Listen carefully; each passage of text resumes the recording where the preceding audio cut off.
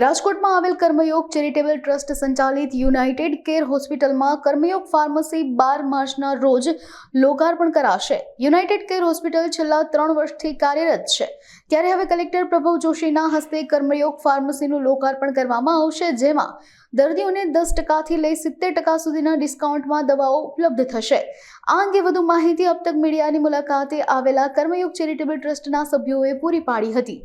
હું doctor Jignesh Mewa, managing director Karmayog charitable trust સંચાલિત united care hospital, જે દરિયા રોડ પર પ્રમુખ સ્વામી ઓડિટોરિયમથી આગળ આવેલી છે, જે 100 બેડની multi speciality super speciality trust hospital છે।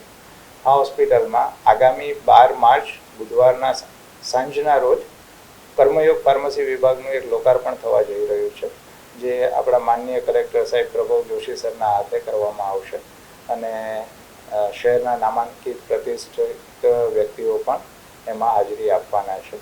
આ ફાર્મસી વિભાગ તથા એની અંદર આપણા દર્દીઓને 10%થી 70% સુધીની રાહત દરે ફાર્મસી દવાઓ અને બધી જ વસ્તુઓ મળશે અને આ હોસ્પિટલની અંદર પણ તમામ પ્રકારની સુવિધાઓ, ઓપરેશન, ડિલિવરી, કોઈપણ treatment, ICU, emergency, physiotherapy, laboratory, x ray, sonography, mammography દરેક વસ્તુ તદ્દન નજીવા સેવાભાવી દરે આપવામાં આવે છે।